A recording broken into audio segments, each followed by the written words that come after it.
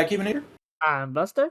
And this week in Toku, we're going to be talking about Trigger entering its final arc, another wacky comic book crossover for the Power Rangers, and the 46th Super Sentai. But before all that, Buster, how you doing? Okay. I'll talk about what I've been working on with videos later in the episode. But, I was supposed to get my booster shot today. I did not because scheduling was bad, so... Oh But dear. I'll get it soon. I'll get it soon. Yeah, get your booster shots, kids. Get Yeah, vaccinated. yeah. I'm due for mine next month actually, so Yeah. I need to. How did you go about scheduling that? Do you just sign Well, up for it the same way you sign up for the regular vaccine, or do you have to okay. go in So, a person? funny thing. So, Walmart said it was gonna be walk-in. So, Mm-hmm. me and my dad were like, oh, just walk in. Apparently it's not because they were too busy. And, well, that's kind of on us. Fair enough. It's fucking Christmas week, so Walmarts are probably zoos right now.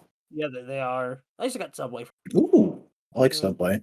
So pretty good. Subway, I feel like Subway gets a bad rap these days, but it's definitely towards the bottom end, but it's not the worst sandwich joint I've ever eaten at of the big chains. I feel like it's pretty good. Yeah, it's like the best by default because the rest are Hmm. kind of like I actually okay. like it more than Quiznos. I feel like I've there's some never people been who to are one. like Quiznos is so fucking good. Every Quiznos I've been in has been a fucking dump, Is honestly. Quiznos like a thing? And where are you? I'm technically in this. Yeah, I am in the South. I'm in a state that's name starts with the word South. I'm in the South.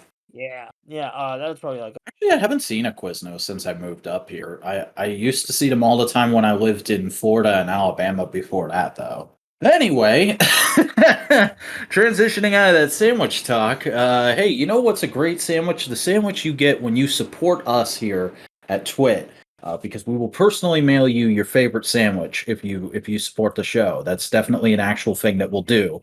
So please, if you're listening on YouTube, give this podcast a like. Comment down below with your thoughts on some stuff that happened this week in Toku. Subscribe and ring the bell in order to enable notifications so that you can get every episode of TWIT as well as all the other wonderful podcasts from Modular Media. If you're listening on a podcasting platform, please follow us there so that we can get helped out in that algorithm. And if you want to keep up to date on things like, hey, the show got delayed today. Oh no. Maybe go follow us on Twitter at the Modular Media and join our subreddit r/modular media. But that's all the plugging I need to do today. So let's go ahead and hop right into the news. And the first thing this week is a Godzilla versus Mighty Morphin Power Rangers comic has been announced. This is going to be a collaboration between Boom Studios and IDW, written by Colin Bunn with artwork by Freddie E. Williams II, and will be coming out in March 2022. Buster, how you feeling about this?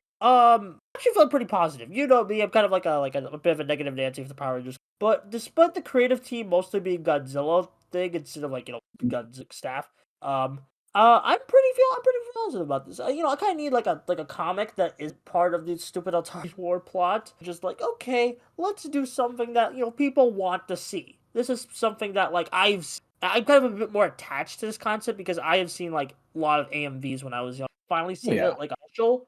That's really Definitely. You know this is something people have been wanting for a long time. And going by the synopsis, it seems very basic crossover concept, but I'm into it, especially because it's choosing to use Rita over Zed. Every comic creator that's gotten a hold of Power Rangers, except for Boom's main universe, has gone right to Zed. So I'm excited to see Rita get some characterization in one of these crossovers. And the creative team honestly sounds pretty interesting. I've only read one thing by Colin Bunn, but I did like it quite a bit. And from what I know, he's kind of a divisive writer. You either really like him or really don't. But I think he'll be able to do this concept at least somewhat justice. And Freddie E. Williams is an amazing artist. I don't know if any of the listeners out there are familiar with him, but he drew all three of the IDW and DC Comics Teenage Mutant Ninja Turtles and Batman crossovers, and those books are gorgeous. I'm looking at some of his art right now. I just Google it. Oh, it's good. Yeah. It looks way better than the covers, which aren't really the best. I was mostly the most reason I was gassing the concept. It's a good concept. Mm-hmm. You know, and it'd be nice to have like a comic that's just kind of like not part of the overarching story. Just another fun Yeah. crossover, Bob. As a reminder for the listeners, we probably won't actually talk about the comic itself on here because this podcast is mainly about tokusatsu, but this is kind of a big news thing, so that's why we're bringing it up. If I read it, I'll at least pick up the first issue. I'll say that. I will talk about at least the first issue over on Modular Media's No Prize podcast. So if you want to hear at least my thoughts, give that a listen and go follow Buster on Twitter. They'll probably talk about it eventually. Yeah, I'll get to it whenever like someone posts like a screen cap from it. I was like, oh, I should. Yeah, and I don't remember if I said or not, but this is expected to release in March of next year. Yeah. All right. So moving right along, let's get into some toy news because a little bit of a surprise drop in Heisei, or I'm sorry, Beyond Generations. That is where they chose to debut the 01 based form for Kamen Rider Revice, and the Vistamp for that is getting a special release pretty soon. The Kamen Rider Revice DX Neo Batta Vistamp has been announced, and it looks like a Vistamp. Yeah, it's really the big thing. The big thing is like, oh, the 01 thing and it'll be in the movie. Yeah, And I think it's a perfectly fine place to dump it, honestly, because it's not like a hugely important looking form. It's not like when they used to drop the mid-season upgrade in the crossover movie first. yeah, I kind of miss that because as much as I'm like not a big fan of Born there, but like yeah, it actually makes sense for the 01 one specifically because he can't be in this movie already appeared. It's like hey, he's here in spirit. We have all three Railroad Riders so far.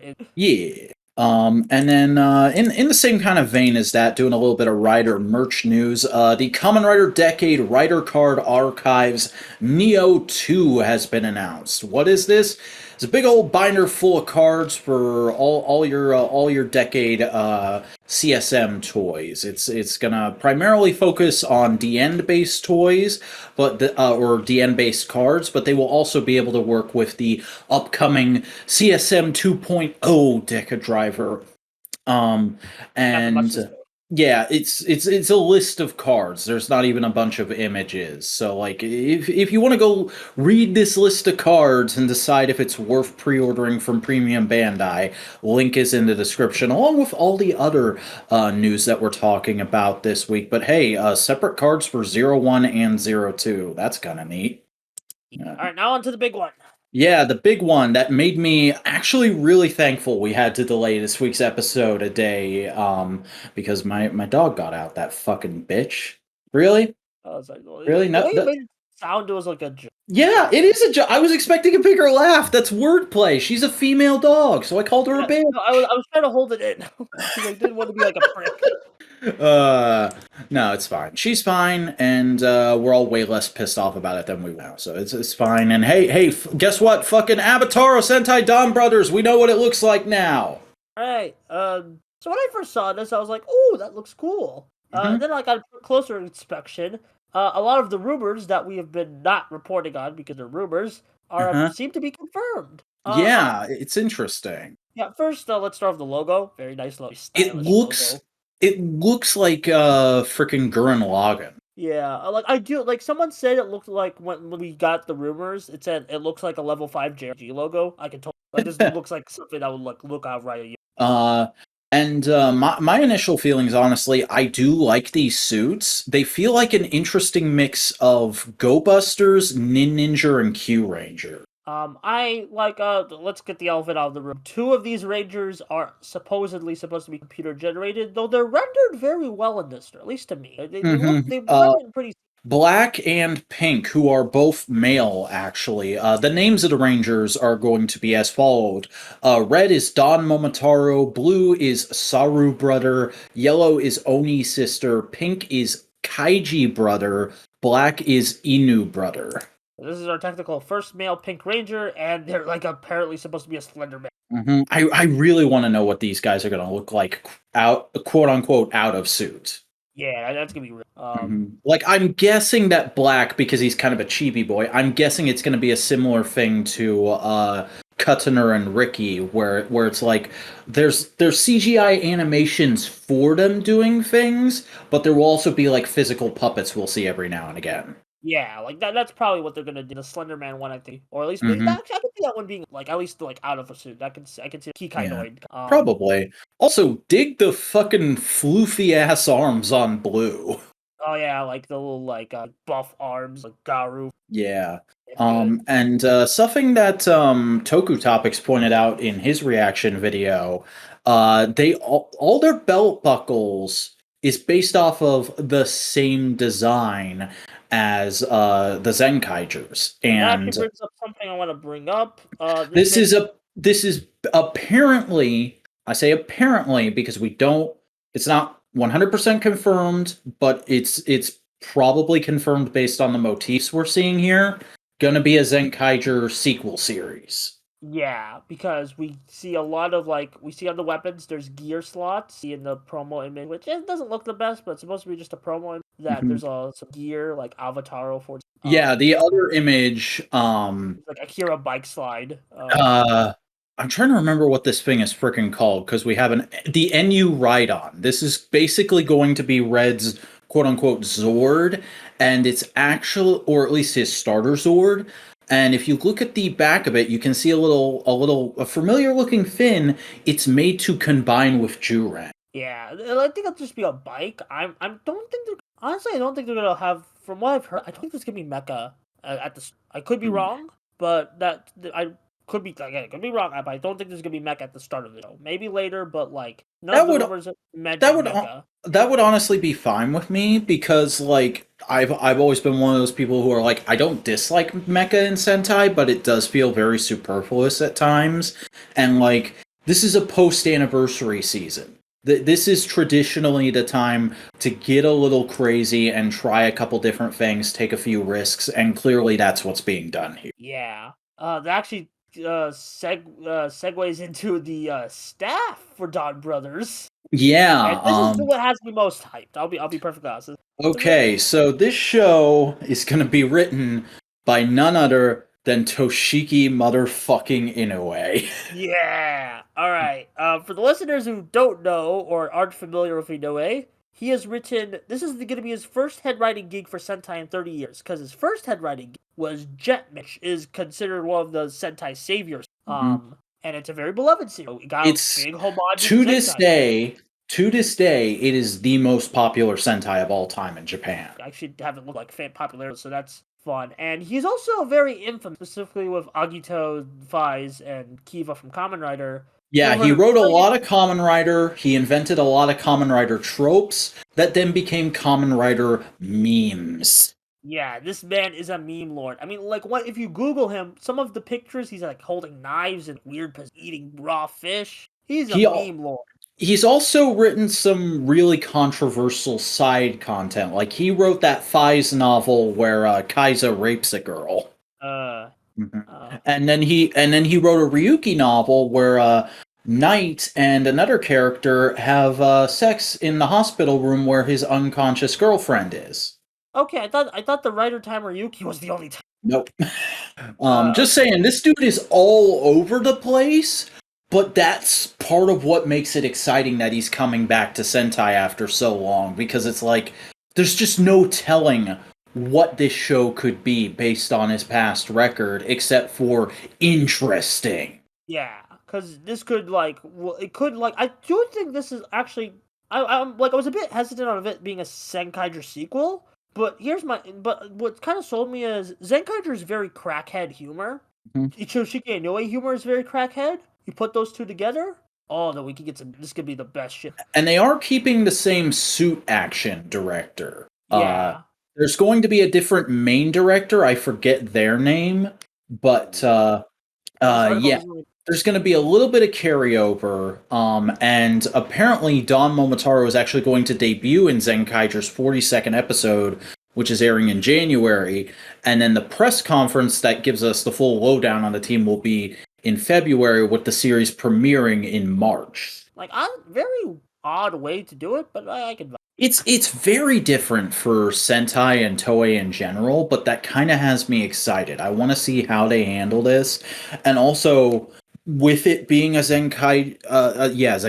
I was trying to stop myself and figure out if I was going to say Zenkaiger. I was trying to stop myself and figure out if I was going to say Zenkaiger or Zenkaiser because that's been a regular problem for me. But with it being a Zenkaiger sequel series, I'm interested to see how much of a connection there actually is. Like, is it just they're going to have similar tech that's based off of the Zenkaiger tech?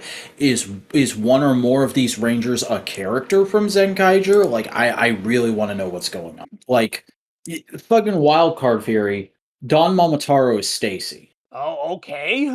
That's. I don't think that. I like honestly from like what we saw in this week's episode, that would be a pretty big. Yeah, it would be a big shift, but I just throw that out as a wild card thing. Like I could see them doing that. Yeah, although I really hope Don Momotaro, because he's gonna basically come in at Zenkaiger's final arc. I really hope he doesn't hijack the show and let Zenkaiger Yeah. conclude its story.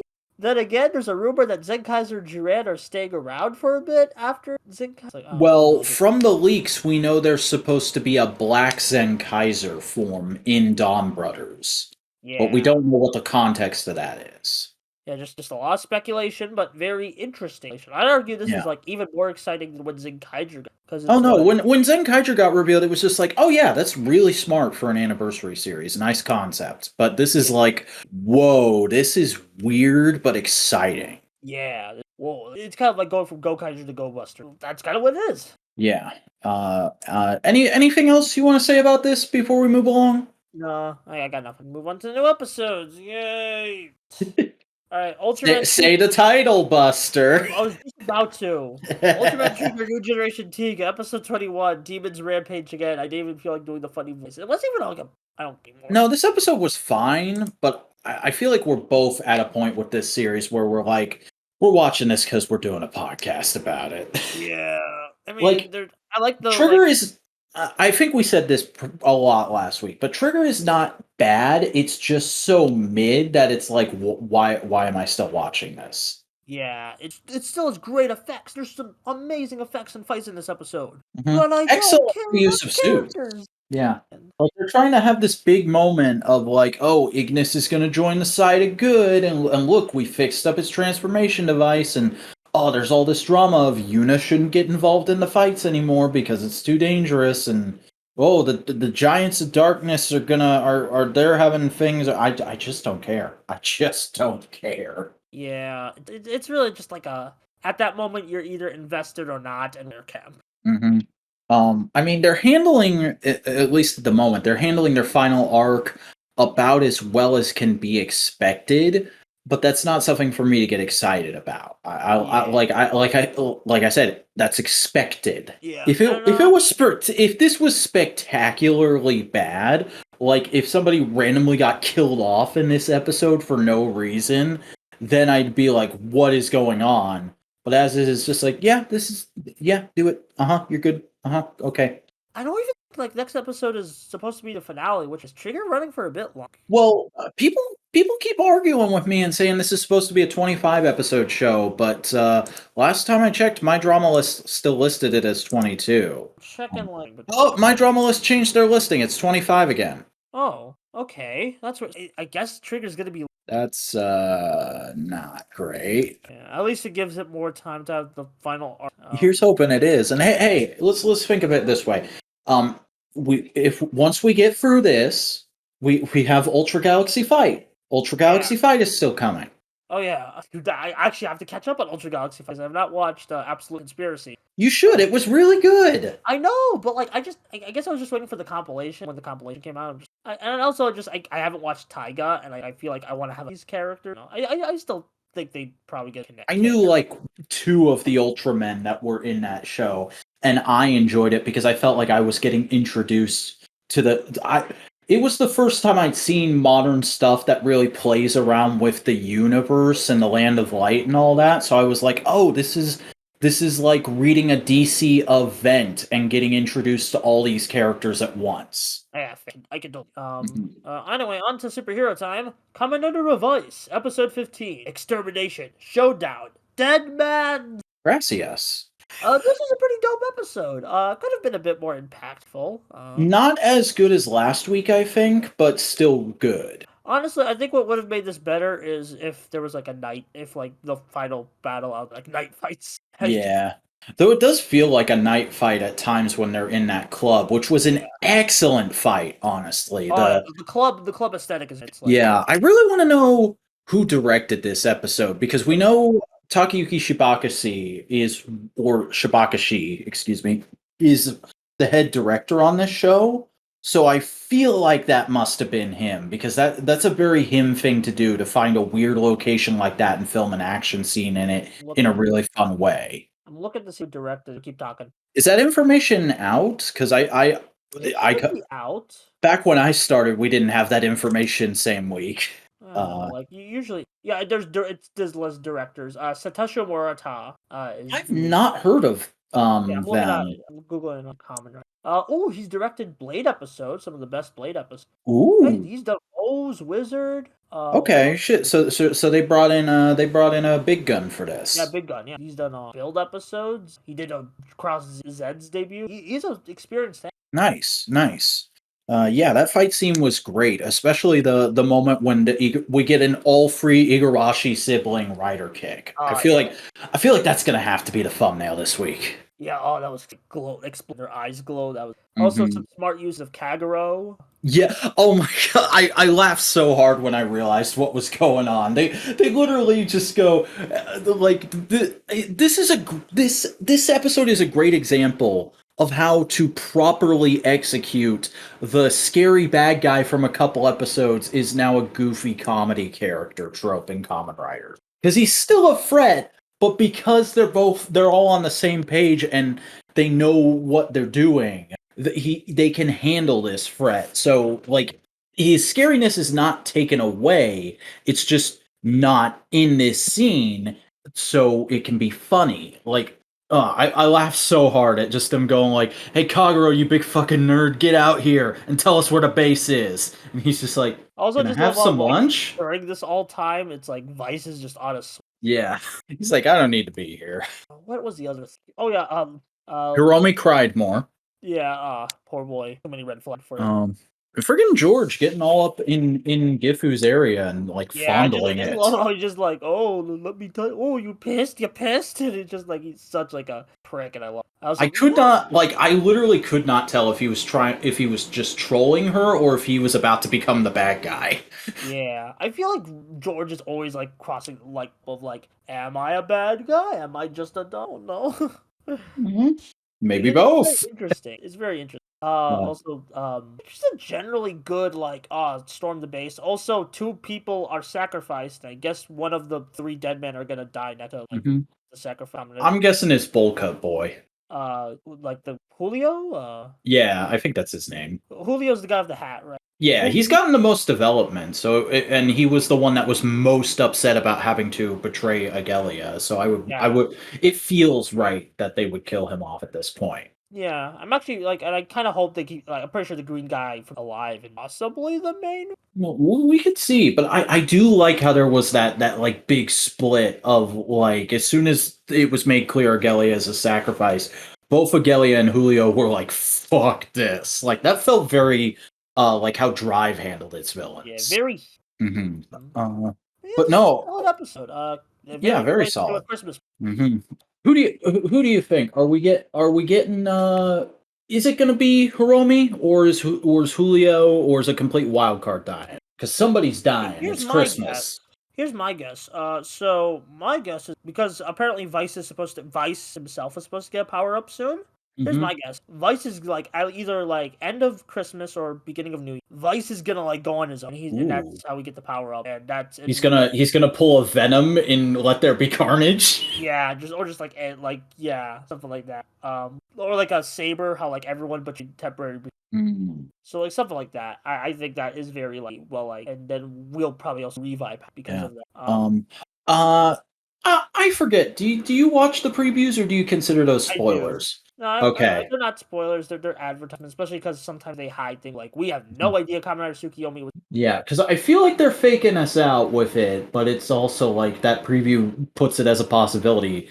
Mama Igarashi might be dying too. Oh dang! Oh, that I really hope not.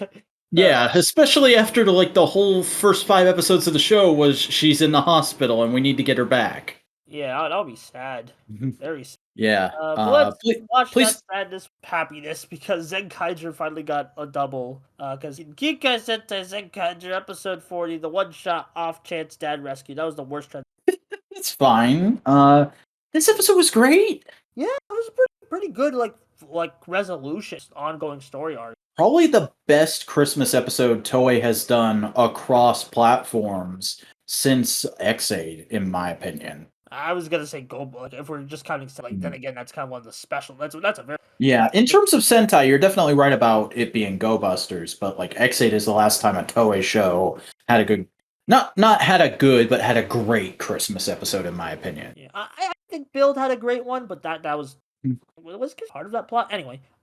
Getting off track. Yeah, so Hakaiser is defeated, and Kaito's dad doesn't die. And Yeah, the and emotion- Kaito gets like one of the most badass cathartic scenes the show has had. Oh man, like the entire like second half of the episode, where like the Kid Zenkaiser's are just like shoving memories down his throat, and it's like, oh, I feel like I'm gonna cry, and it's just like, Mm. and then like he hugs his son, and then he hugs the mom, and Yeah. just, Oh my god, I loved how Yachan was like, "What took you so long?" Like that's such a great tough mom thing to put in a show. yeah, I don't even really have much to say. It's a great resolution to a pretty cool story. I also love that they didn't have a contrived scene of Stacy like trying to stop it for a half second before stopping himself. Like he's just full on, "No, I'm staying out of this. I'm gonna let the chips fall where they may." Yeah.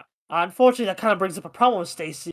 He has not had much resolution. Like, Mm-hmm. we keep keeping a lot of setup, and it feels like we're overdue for resolution. It's weird that it looks like we're getting another filler next week, but like I feel like that's going to be the big driving point of the show for the next few episodes is Stacy choosing to side with the Zenkaigers and thusly them being able to maybe defeat the Okay, actually, that, Toji you bring up a good Tendo. point.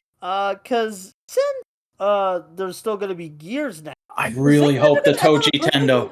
If the Toji Tendo are the villains of Donbrothers, that's going to be a bit cheap, in my opinion. Yeah, that's gonna be that would be bad. Like I still feel like you can use the same gear technology without just the Toji Tendo the villains. Mm-hmm. And especially because like man, Inoue has like nothing to work with on those guys. Yeah, like they're good Sentai villains, but they're very basic Sentai villains. Yeah, they're service. They're not bad service. Like I feel like Bokawawa should have gotten killed halfway through the series as like a big shock twist. I think you like honestly this episode just bringing up like oh man there should be more like stuff happening on the halfway point, but it feels like oh we forgot to do it. And now we're kind of just spinning our wheels waiting for the final arc. But, like still a great episode. It's just Zenkheider's like unfortunate problem. Yeah. Is that all? But this was a pretty solid episode. I'm definitely I'm feeling it. Hey, feeling it. All right. Speaking of feeling it, oh god. So if you follow me on Twitter, you know I've been saying. Yeah, you're I wouldn't call your feed annoying this week, but it has been repetitive. Repetitive. It has been the same few current MMPR bad. Okay, to be fair, You turned into the NPC meme from a few years ago, and except instead of Orange Man bad, it was Tom Man bad. I don't think I even made that many Tommies. No, you were just like, yeah, I know people's opinion about this suit. Anyway, so if because I've been dancing around, I watched all of MMPR, all 3 seasons. Yes, even Alien Ranger. In a weekend. Not in a weekend, in a week. In a week. Reporting like all the time. Still though, that's a lot. Yeah. Too much, in fact. I have a script written. It's gonna be a video on my channel soon. Hope it gets clout. Like that video better fucking pay off because from the way your Twitter sounded during the last few days, it really felt like you were in that episode of Simpsons where Homer goes to hell and they're like, "Oh, you like donuts, do you? We'll have every donut all at once." Yeah, it basically was that. It doesn't help that apparently I was off my meds during the first few days of that. So that's even worse. I have no idea how I was able to survive. So Yeah, that's rough. yeah, I guess I just pulled through. Like, I had like Twitter on standby, and as for what I actually think of it, it's mid. Yeah, found it. That's not an uncommon opinion. Yeah, but like it just kind of pisses me off more. And it makes me somewhat appreciate the Boom Comics more. Like as much as I like diss the Boom Comics for weird creative directions I'm not particularly fond of. They get to get away with it because there's very little for them to build off of. Yeah, and at least there's substance, even if I don't like it. Like, there's some subs to talk about. Like, I was struggling to like actually write the few episodes. Some episodes I just put, it's an episode. Next. Yeah. Just Like I have a video where I'm talking about the original 5 Rangers and going like, no, there's characterization there, but that's because they have 60 combined episodes and you can pick out little things here and there from each episode. Individually, MMPR episodes can be very bland. Yeah, and it doesn't help that like I think like my thing is I don't think MMPR's characters are as but like in the first half it's like okay I can see characters but like once we get to the switch tell me what personality does Rocky or Adam have? Do not mention a one-off episode. What in general? What do they have from episode to episode? Rocky's a goofball, Adam's the everyman. But like yeah, I feel like I guess Rocky has like a little bit goofball, but I don't really get that vibe, like outside of the one episode.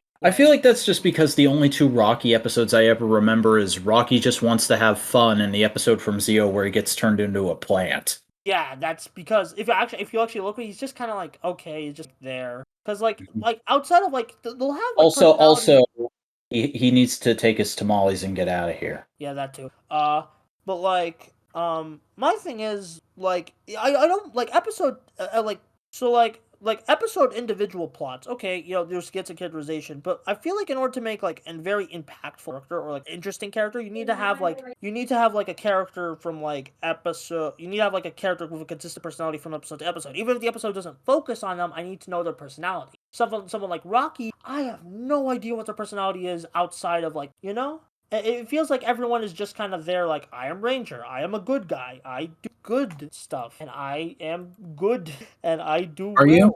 Are you really? No. Well, then stop I was going on a rant about basically like just Vac had to. But like I was going on a rant basically just like how most of the Rangers basically have this personality.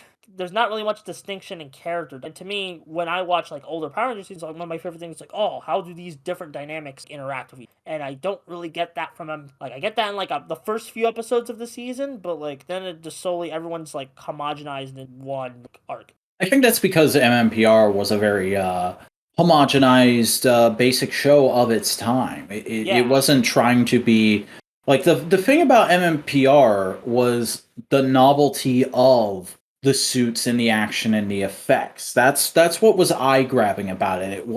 Like as much as people will tell you how much they love certain members of the teams for nostalgic reasons, like when I was a kid, blah blah blah blah. The real eye-catching thing about the show back in the day was all the aesthetic things about it, because we'd never had anything like that in the States before. Yeah, honestly, that's just like even more up. Like, oh, the fights are great, like everything. Like, Yeah. and I in the script, I do mention like at the end of the season 1 wrap up that like other '90s shows aimed at kids were doing like they were like walking paces around MMPR narrative wise. Yeah. But like I feel like that whole gap in characterization and that very of its time character writing is a big part of why so many MMPR casuals will watch Jew Ranger and then think it's the best Sentai ever made. Yeah, even though like I like Jew Ranger's fine. Yeah, Jew Ranger is not bad. I'm not here to badmouth on Jew Ranger. That's not what we do on this show. We don't badmouth your favorite show, but like unless your favorite show is Trigger. But I guess I go. I could have, but I haven't really talked bad about Ghost on here. I've just said I don't like Ghost. What was my point? Oh yeah, Jew Ranger is similar in that it's very formulaic for its time. There are tons of Jew Ranger episodes that are just problem of the week involving a small child, because that was the Sentai format back then. Back then, like, did Jetman have a lot of child plots? I think that's just more of a thing. No, there's a lot of other Sentais around that time that are like that, but Jetman broke from that mold, and that's part of why it was so eye-catching. Because I'm not saying like child plots are like abnormal for Sentai. I'm just like I think a bit overboard.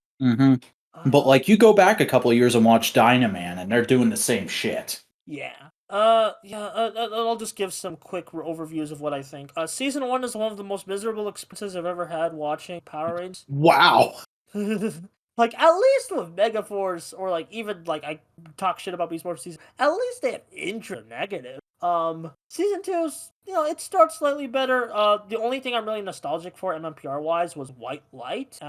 So like, that was fun to revisit that episode. Then it just, once the actors, you have these funny ways they would try to like incorporate Jason, Zack, and John to like Isha. Also, the baby stroller chase is fine. What do you all like? God, I love the Jason sound alikes. They always sound like a 12-year-old on YouTube who wants to scream but he can't because his parents are sleeping in the next room.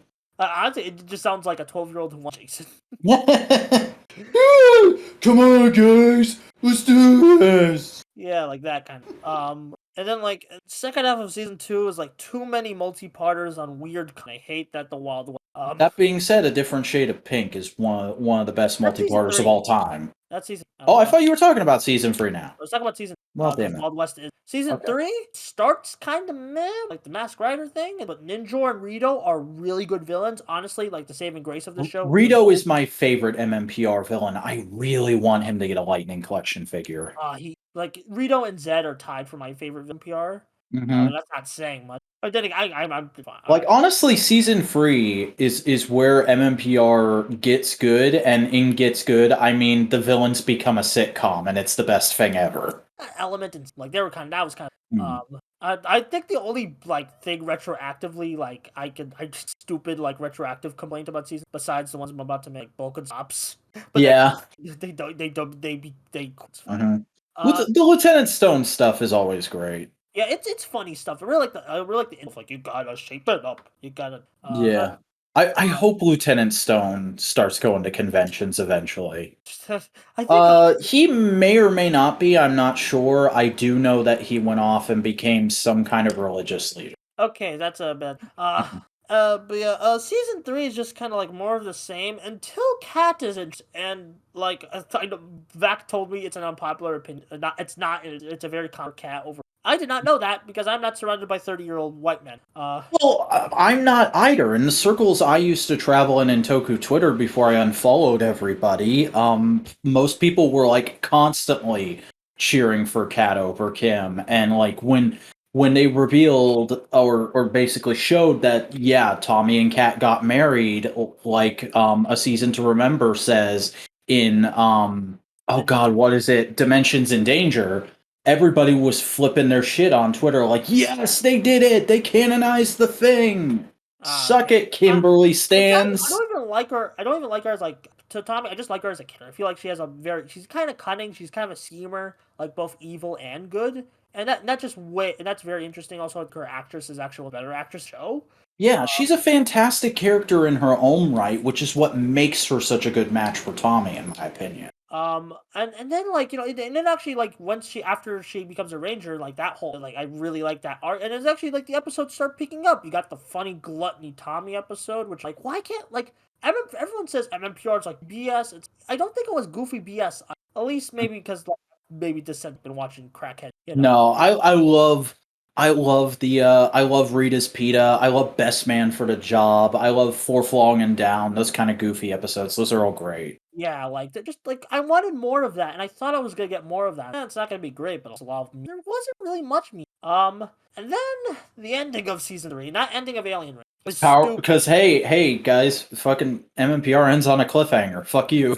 2 cliffhangers if we count Alien Raiders as well. I hate the ending of season 3 or like heading into Alien Raiders because it's like we already did the child reverse plot in season 2 and an unnecessary 2-parter. Why are we doing it again? See, I get why you would feel that way, but the episode of DRPR on that actually points out that like it's kind of brilliant because there's a ton of little things in there that are like, hey, we've done this before. This is a regular thing we do. This is a plot line that's repeating. There's a lot of little lines from characters in that episode of, oh, not again, that sort of thing. That's like, hey, this format has gotten worn out and tired. We need to do something different. That's why we're going to transition to Zeo now. I guess, like Alien. Not as painful as I thought, probably because it's just 10 episodes, but there's parts of Alien Rangers I really like. I love Cat's Focus episode. Okay, here's the thing about Cat's Focus episode. I wish more of the things were like that.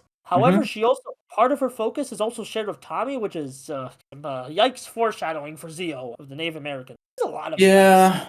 There's a lot of yikes, and also I hate the way they changed the actor. Like I know like Jason, Zach, and didn't get the best treatment, but they at least had respect for. Well, the way they did Aisha. Oh yeah, that sucks. Yeah, and Because it's also it really feels like there's no fucking reason for it. And then, what's her name? The actress did interviews, and she's like, yeah, there was no fucking reason for it. They just randomly decided not to bring me back. Yeah, and it just, like Tanya's actress is fine, but, like, that just creates a whole other, like, timey-wimey moral conundrum. Like, we're technically setting this 10-year-old kid to fight. Yeah, and it sucks, because, like, Tanya has one of the best episodes of Zeo, but then when you take a step back and look at that episode, it's like, there's no reason at all this couldn't have been Aisha. Yeah, I haven't. Knowing Saban, there's probably some.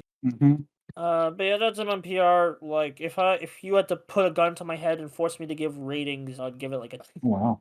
Get ready to get all kinds of angry comments from 30-year-olds who watch Linkara. Yeah. Also, I'm just gonna speak of Linkara. He makes the episode sound way more fun than what I actually went through. He's also operating on nostalgia. Yeah, I guess. But, like, I don't, like, here's the thing. I actually remembered a lot of these episodes when I was young, when I was just scrolling through YouTube and looking at clips and even full episodes, pirate full episodes. Like, I remember this stuff, and I still didn't find it weird. Nostalgia's a weird beat. It might just be the mood you're in this year. Like, you could rewatch some of these episodes later and be like, yeah, this is great. Maybe, it hasn't been a great year, but, like, even so, like, I feel like I'll be more willing to watch these episodes, but I'm staying far away from season 1 and 2. So the radiation levels are pretty high down there. I don't blame you. But yeah, I watched all of MMPR in a week. Please send me your Ko-Fis at my... So, Buster, where can people watch this video that you're making? Where's it going to come out at? Yeah, on the Buster Corp YouTube channel. We're actually approaching 750 subs. We'll be there by the time this video's up. And recently did a video about the MCU Spider-Man. No, just rambling on. I made that video when I just saw it includes. But yeah, the Buster Corp channel where things, we're Toku, cartoons, doing Weird Owl even eventually. Yeah, check it out. Oh boy. All right. Well, I am The Vacuuminator, and you can find all my content over at youtube.com/TheVacuuminator. I make videos about tokusatsu and the occasional other thing. I'm also on Twitter at The Vacuuminator, tweeting about anything and everything I want to talk about, and posting the occasional photo on Instagram at _Vacuuminator. But that, ladies and gentlemen, is going to do it for this week in Tokusatsu. So thank you all for joining us. We hope you'll be back here next week to find out whatever happens that week in Tokusatsu.